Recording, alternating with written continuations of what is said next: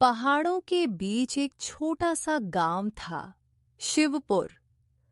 उस गांव में एक गरीब लेकिन सच्चे दिल वाला युवक रहता था, जिसका नाम था भोला राम। भोला राम बेटा, इतनी सुबह कहाँ जा रहे हो? माँ, मैं मंदिर जा रहा हूँ। पहले भगवान को जल चढ़ाऊंगा, फिर काम पर जाऊंगा। भगवान तुम्हारी रक्षा करे। भोला राम रोज मंदिर जाकर भगवान शिव को जल चढ़ाता था। हे भोलेनाथ, मेरे पास धन नहीं है, लेकिन मेरा विश्वास सच्चा है। अरे भोला राम, पूजा करने से क्या मिलेगा? अगर भगवान होते तो तुम इतने गरीब क्यों होते? भगवान सबकी सुनते हैं, बस सही समय आने का इंतजार करना पड़ता है। बेटा, मेरी तबीयत ठीक नहीं लग रही। माँ, चिंता मत करो, भोलेनाथ सब ठीक करेंगे। हे भोलेनाथ, मेरी माँ को ठीक कर दीजिए। भोला राम रोज लकड़ी काटने जंगल जाता था। बेटा, मुझे बहुत भूख लगी है। बाबा, मेरे पास थोड़ा सा खाना है, आप खा लीजिए।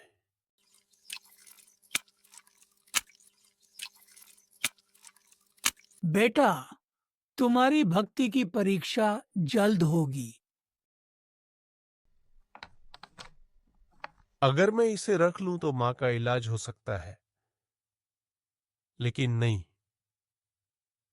ये मेरा नहीं है। नहीं है मुखिया जी, ये थैली मुझे रास्ते में मिली है। तुम बहुत ईमानदार हो भोला राम। इतना सोना देखकर भी उसने नहीं रखा। जब भोला राम ने सोने की थैली मुखिया को लौटा दी, तो यह खबर पूरे गांव में फैल गई। लोग चौपाल पर इकट्ठा होकर बात करने लगे। एक आदमी बोला, इतना सोना देखकर भी उसने एक सिक्का नहीं लिया। सच में भाई, ऐसा ईमानदार आदमी बहुत कम होते हैं। लेकिन कुछ लोग अभी भी उसका मजाक उड़ाते थे। उधर भोला राम की माँ की तबीयत दिन ब दिन खराब होती जा रही थी। माँ कमजोर आवाज में बोली, बेटा, अगर मेरे साथ कुछ हो जाए तो घबराना मत। ऐसा मत कहो माँ। भोला राम की आंखों में आंसू आ गए। उस रात भोला राम फिर मंदिर गया। मंदिर में हल्की हल्की हवा चल रही थी और दीपक की लौ कांप रही थी। भोला राम शिवलिंग के सामने बैठ गया और बोला, भोलेनाथ हमें कभी अकेला नहीं छोड़ेंगे। हे भोलेनाथ, मैं गरीब जरूर हूं, लेकिन मेरा विश्वास कभी कमजोर नहीं होगा। अचानक मंदिर में हल्की सी आवाज गूंजी। भोला राम ने इधर उधर देखा, लेकिन वहां कोई नहीं था। उसे लगा जैसे कोई अदृश्य शक्ति उसे देख रही हो। असल में यह सब भगवान शिव की लीला थी। अगली सुबह भोला राम लकड़ी काटने के लिए फिर जंगल गया। रास्ते में उसे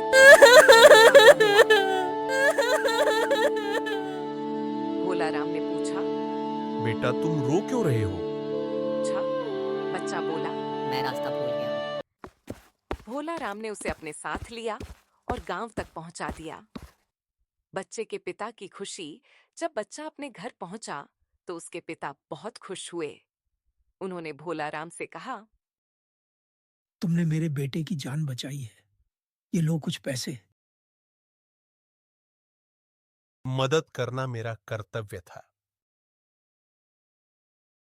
गांव वालों का बदलता नजरिया अब धीरे धीरे गांव के लोग भोला राम की अच्छाई समझने लगे थे।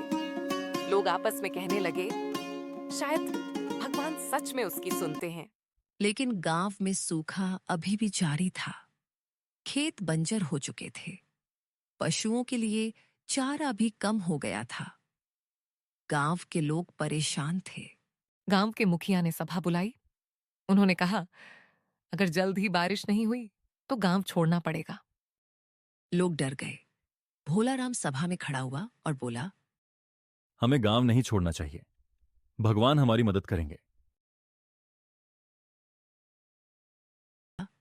कुछ लोग हंस पड़े, लेकिन कुछ लोग सोच में पड़ गए। उसी शाम वही बूढ़ा साधु फिर गांव में दिखाई दिया। भोला राम ने उन्हें तुरंत पहचान लिया। वह दौड़कर उनके पास गया।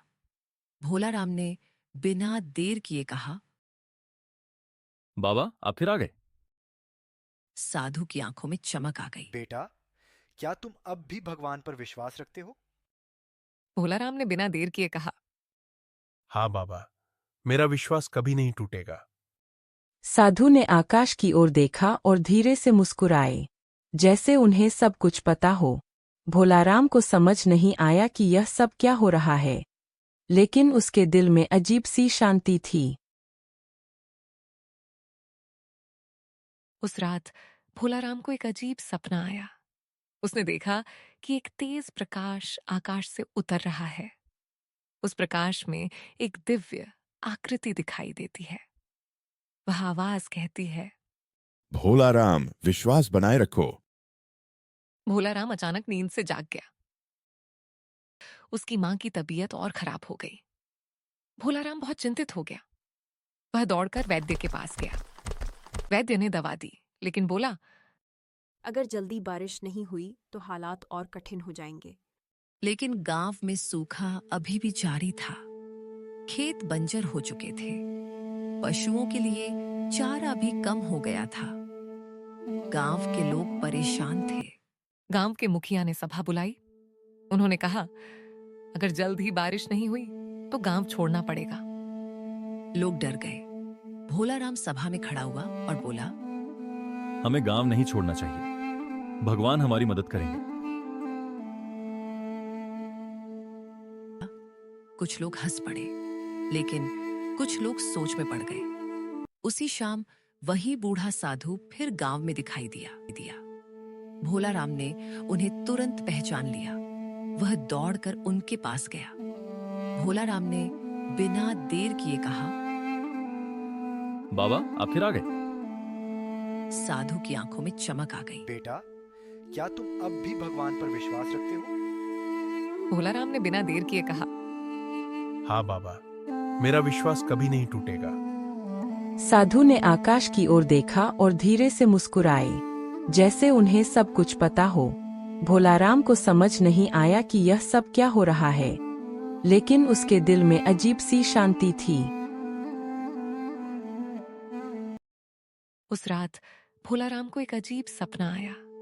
उसने देखा कि एक तेज प्रकाश आकाश से उतर रहा है। उस प्रकाश में एक दिव्य आकृति दिखाई देती है। वह आवाज कहती है, भोला राम, विश्वास बनाए रखो। भोला राम अचानक नींद से जाग गया। उसकी मां की तबीयत और खराब हो गई। भोला राम बहुत चिंतित हो गया। वह दौड़कर वैद्य के पास गया। वैद्य ने दवा दी, लेकिन बोला, अगर जल्दी बारिश नहीं हुई तो हालात और कठिन हो जाएंगे। भोला राम पूरे गांव में घूम घूम कर लोगों की मदद करता था। गांव वाले, भोला राम बेटा, थोड़ा पानी ला दोगे? जरूर माँ जी, मैं अभी लाता हूँ। बेटा, तुम पूरे गांव की मदद करते हो। भगवान तुम्हें जरूर आशीर्वाद देंगे।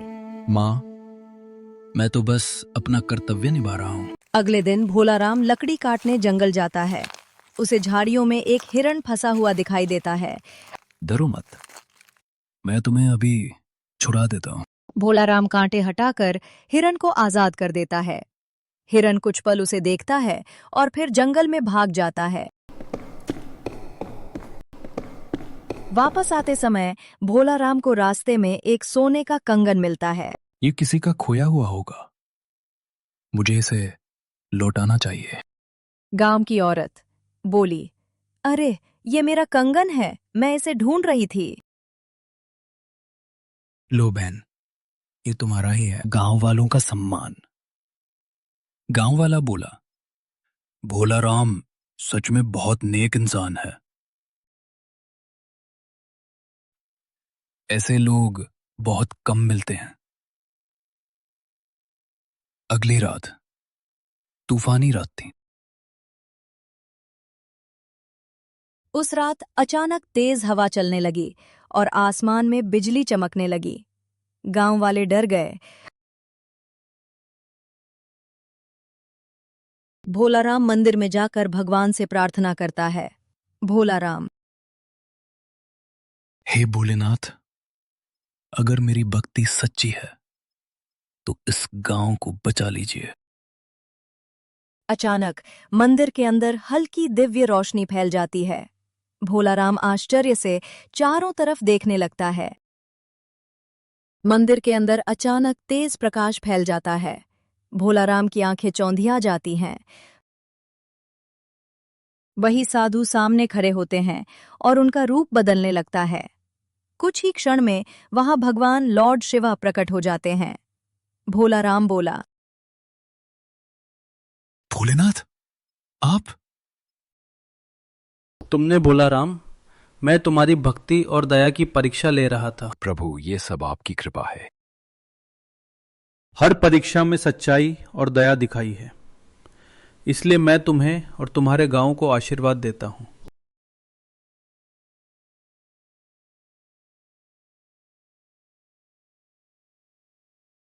अगले दिन सुबह अचानक आसमान में तेज गर्जना होती है और बारिश शुरू हो जाती है।